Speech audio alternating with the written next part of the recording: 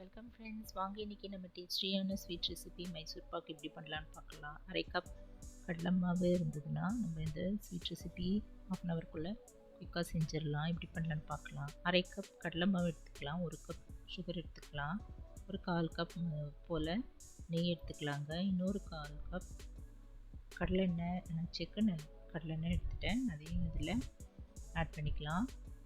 மொத்தமாக அரை cup, 1/2 cup எடுத்துக்கலாம். இப்போ அடுப்பில் ஒரு பேன் வச்சு அதில் இந்த கடலை மாவு போட்டு ஒரு 2 நிமிஷம் ட்ரை ரோஸ்ட் பண்ணிக்கலாங்க. இப்போ அதை ஒரு தட்டில் எடுத்து கொட்டி வச்சிடலாம். இப்போ பேனில் ஒரு 1/4 டம்ளர் தண்ணி ஊற்றிக்கலாங்க. சுகர் சிரப் தயாரிச்சிடலாம். சுகர் போட்டுட்டு நல்லா கரைய விட்டுடலாங்க. இன்னொரு அடுப்பில் ஒரு கிண்ணம் வச்சுட்டு இந்த நெய்யும் எண்ணெய் சேர்ந்ததை லைட்டாக மீடியம் ஃப்ளேமில் வச்சு கொதிக்க வச்சிடலாங்க.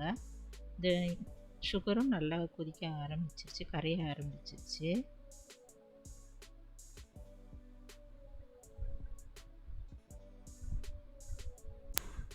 முத்து பதம்னு சொல்லுவாங்க. இது இப்போ நல்லா கெட்டியாக ஆரம்பிச்சிருச்சுங்க. இப்போ ஒரு தட்டில் தண்ணி ஊற்றிட்டு இதை ஊற்றி பார்க்கலாம்.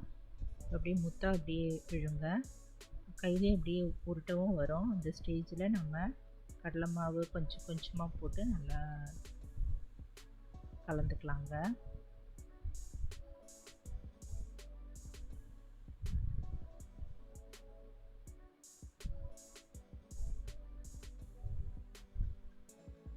போட்டுட்டு நம்ம கடலை மாவு இந்த சுகர் சிரப்பில் போட்டுட்டு கலந்துகிட்டே இருக்கலாம். இப்போ இன்னொரு ஸ்டவ்வில் கொதிச்சிட்ருக்கிற இந்த நெய்யும் எண்ணெயும் கொதிச்சுட்டு இருந்ததில் அதை இதில் கொஞ்சமாக ஊற்றிக்கலாம்.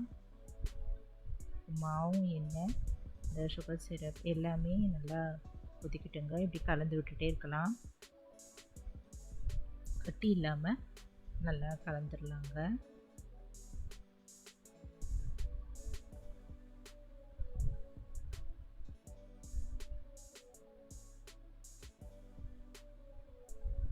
இப்போ மீதி இருக்கிற கடலை மாவும் இதில் போட்டுக்கலாம்.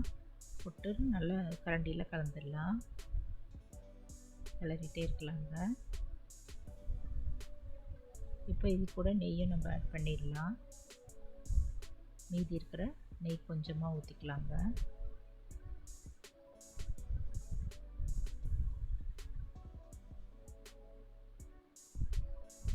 இந்த நெய்யும் எண்ணெயும் லைட்டாக அப்படியே சூடாகவே சுட்டுட்ருக்கட்டும். இன்னொரு ஸ்டவ்வில் மீடியம் ஃப்ளேம்லேயே அடுப்பு எரிய விட்டுட்டு தான் இருந்தேன்.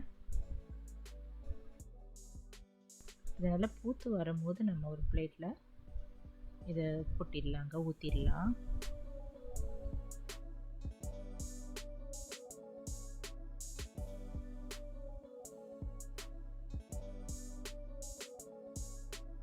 இப்போ கடைசி மீதி இருக்கிற நெய்யும் இதில் ஊற்றிக்கலாங்க.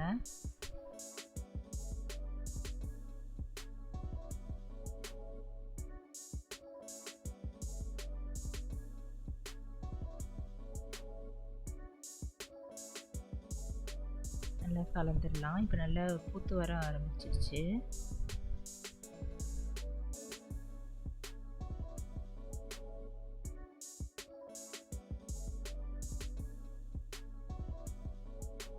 இந்த ஸ்வீட்டும் நெய்யுமே இது போதுமானதாக இருந்ததுங்க. உங்களுக்கு இன்னும் கொஞ்சம் ஸ்வீட் தேவைப்பட்டதுன்னா இன்னொரு 1/4 கப் கூட இதில் ஆட் பண்ணிக்கலாம்.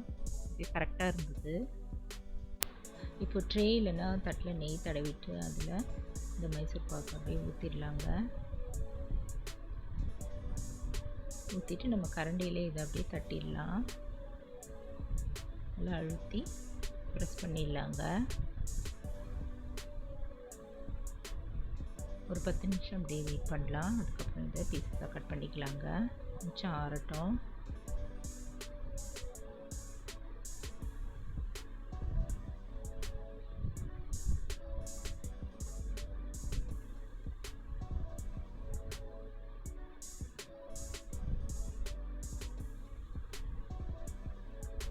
ஒரு 10 மினிட்ஸ் ஆகிடுச்சு. இப்போ நம்ம கத்தி எடுத்து அழகாக இதில் சின்ன சின்ன பீஸஸாக கட் பண்ணிக்கலாங்க. கட்டினா நல்லா வரும். ரொம்ப நேரம் எடுத்துட்டாலும் கெட்டி போட்டுரும். அதனால் ஒரு 10 நிமிஷத்துக்குள்ளேயே நம்ம இது கட் பண்ணிடலாம். கட் பண்ண இந்த பீஸை நம்ம ஒரு பிளேட்டில் எடுத்து வச்சிடலாங்க. இப்போ டேஸ்டியான ½ அன் ஹவருக்குள்ளேயே தயாரான இந்த மைசூர் பாக்கு நீங்களும் வீட்டில் ட்ரை பண்ணி பாருங்கள்.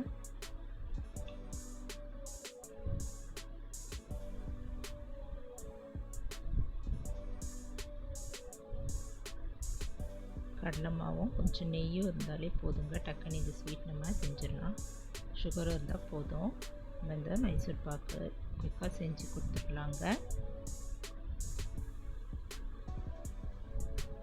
அருமையான இந்த ஸ்வீட் ரெசிபி நீங்களும் ட்ரை பண்ணி பார்த்துட்டு எப்படி இருக்குன்னு சொல்லுங்கள். இந்த வீடியோ பிடிச்சதுன்னா என்னுடைய சேனலான குக்கிங் வித் சித்ரா அந்த சேனலை சப்ஸ்கிரைப் பண்ணிக்கோங்க. கூடவே பக்கத்தில் இருக்கிற பெல் ஐக்கானையும் கிளிக் பண்ணிக்கோங்க. தேங்க்ஸ் ஃபார் வாட்சிங். நம்ம அடுத்த வீடியோவில் பார்க்கலாம். நன்றி, வணக்கம்.